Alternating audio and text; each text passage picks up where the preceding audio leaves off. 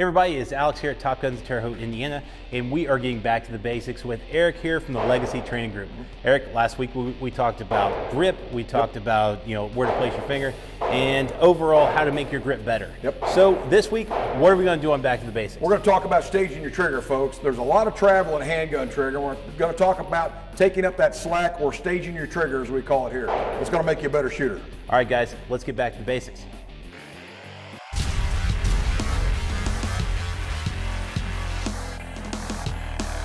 All right, guys, welcome back to the basics. Eric, let's talk about trigger press and how to fix it. Yep. The term we use here is staging your trigger. So what we're going to do is go ahead and bring your firearm up, if you would please. Demonstrate that we're working with an empty weapon for our folks at home. Okay, Alex, can you show these people at home how much room that trigger moves before it actually starts meeting resistance? Believe it or not, folks, that's a pretty significant movement on that trigger.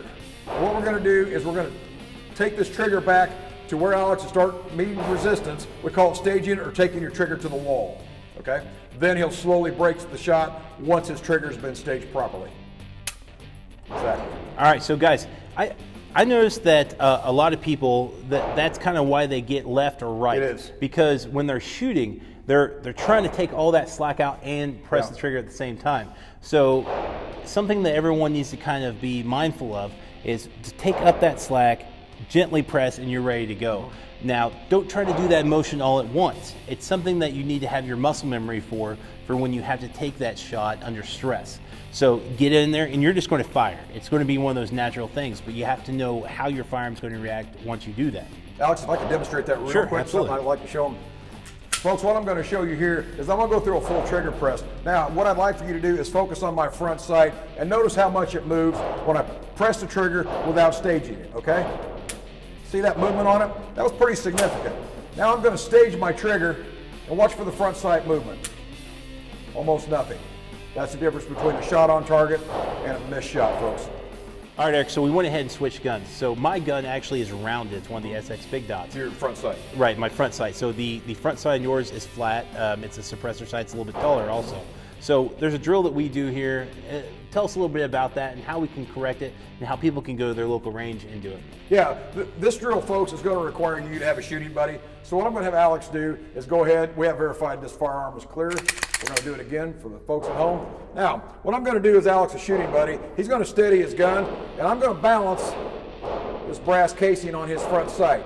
Now, Alex is going to stage his trigger and go through a proper trigger press. If he does it correctly, that round will not fall off. Let's try it again. Womp womp. Let's get it up here. We're going to take another shot at it here.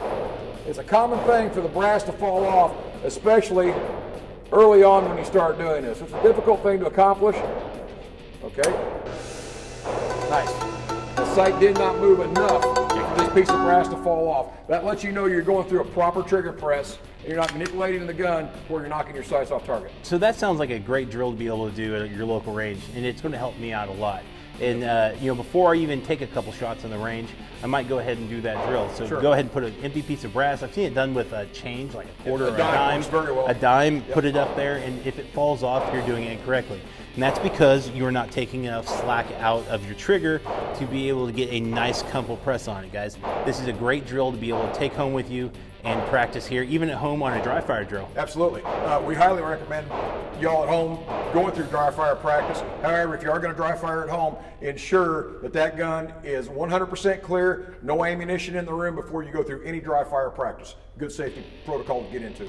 So guys, we went through grip, and now we're going to go through taking slack out of the trigger. I hope that you guys are learning a lot from this video series to be able to take home and use at your local ranges, use at home on your dry fire drills, and just make yourself a better shooter. Now guys, I appreciate it again. If you have any other questions, comment those down below, or you can take a class here with Eric at the Legacy Training Group.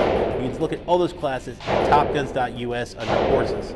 Also, folks, if there's anything you'd like to see from us, please comment below, and we're more than happy to do it for you. Thanks, guys.